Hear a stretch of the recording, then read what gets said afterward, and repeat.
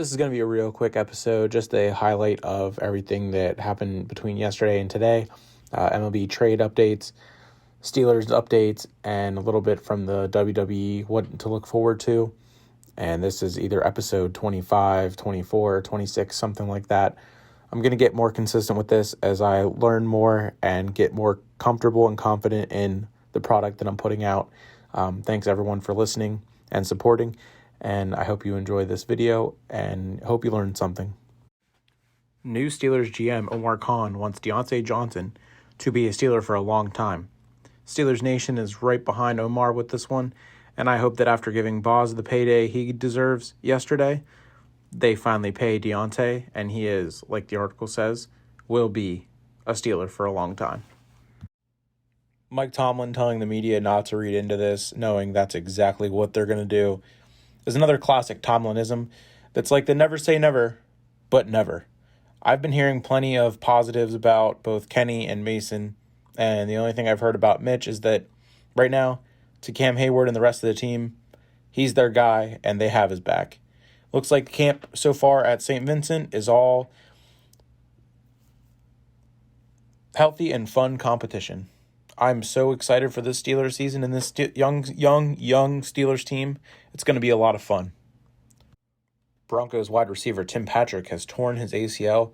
I'm hoping for a speedy recovery for him, as I do enjoy watching him play, even though he's on the Broncos. A lot of moves made today for the Yankees, and the biggest one probably has to be moving Gallo. Trading him to the Dodgers is awesome.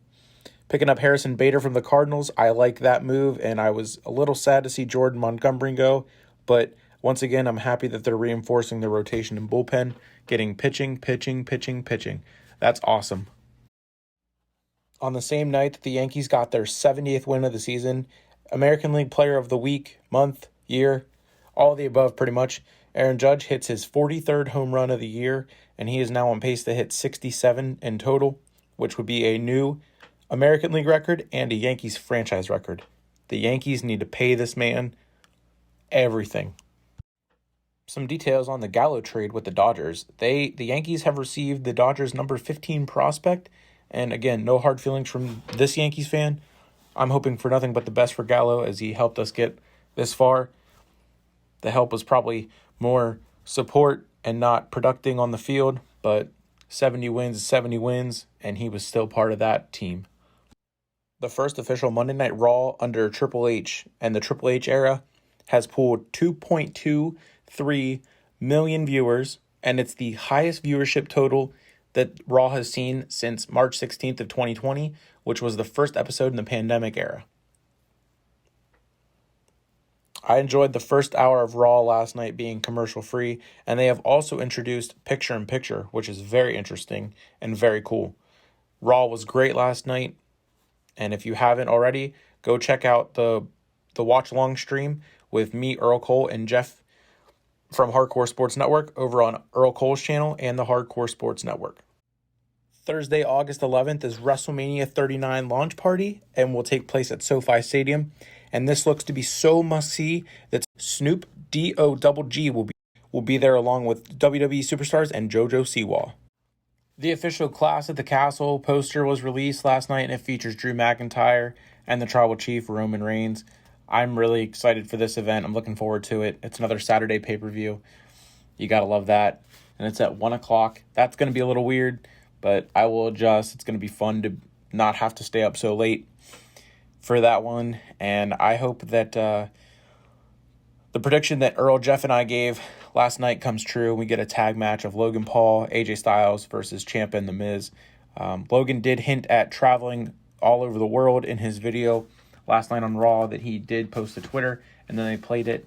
And next week, Raw is in Cleveland. Logan's from Cleveland. Ciampa has a title match. Logan Paul could show up. AJ Styles music could play, distract Ciampa. He could lose the U.S. title match against Lashley and then set up the match, and then they can be done with it because it was left open-ended, as we discussed last night on the watch-along. Styles chased Ciampa out, and it's still open-ended, so any excuse to get Logan on WWE TV and be involved in the product, I'm all for.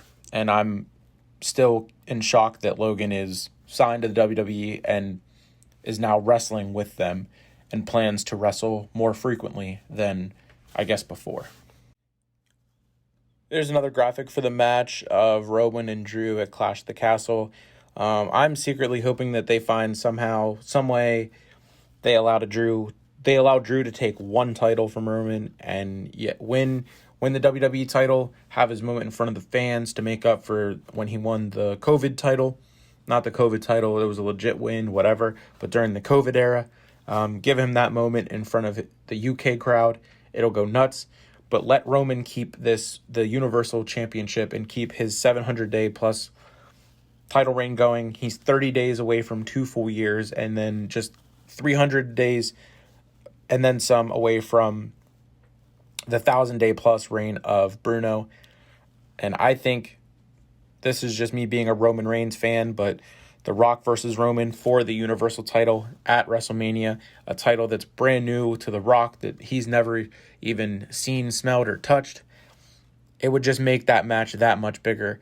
And yes, I know that we're far, far away from getting even slightly close to merely rumors, to The Rock being open to come back and actually do that match with Roman. But I can dream, can't I? It's a little fantasy booking. It would just make it that much bigger. How many of you knew that superstar Liv Morgan and the current SmackDown Women's Champion is the only WWE superstar to have 2 wins over Ronda Rousey? I'm really happy to know this about Liv, and this is great for her. It's another accolade to give instead of the ridiculous ones that they have on her graphics now. Like she likes horror movies or has been a lifelong WWE fan. Nothing about her in-ring talent, even though this is her first championship, but this is great for her.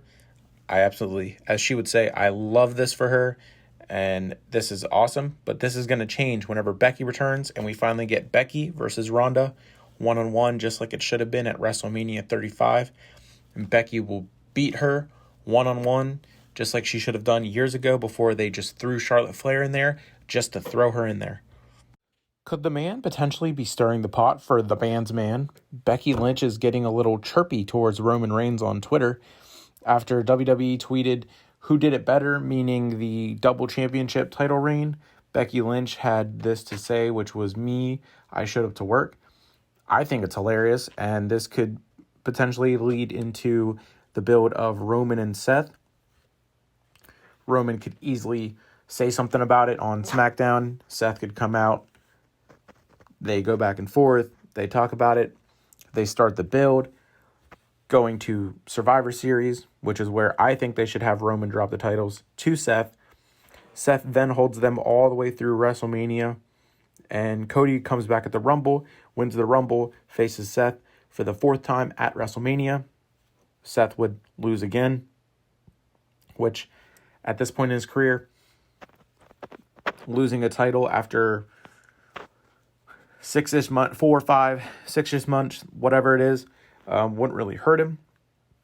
And Cody Rhodes becomes the face of the WWE, which will be very ironic considering he broke the throne and now Triple H is in charge of the WWE. And this is just a random thought. Fantasy booking, if you want to say it, Cody is the champion and face of the WWE, and then Triple H, head of creative, the face in charge, whatever you want to say. They could do a rivalry of Triple H and Cody like Vince and Austin had. It does sound kind of dumb when I say it out loud, so maybe not. But that was just my thought for a little fantasy booking. Now, I like this tweet, don't get me wrong, but they just debuted. They just popped up. They just became a thing. Bayley's already established, yes. The other two, not on the main roster at all. So this is great. The group is awesome. I like the name of the group, The Control. But I think they need to have a little bit more time. We need to give them more time before we give them the female Shield title and say that they're that level of a group already, which the Shield is awesome, and I wish I would have watched them as they were in their glory days, not just replays of all of their stuff, but it's been awesome. And this group I hope this group just goes to the moon. Why is this so true?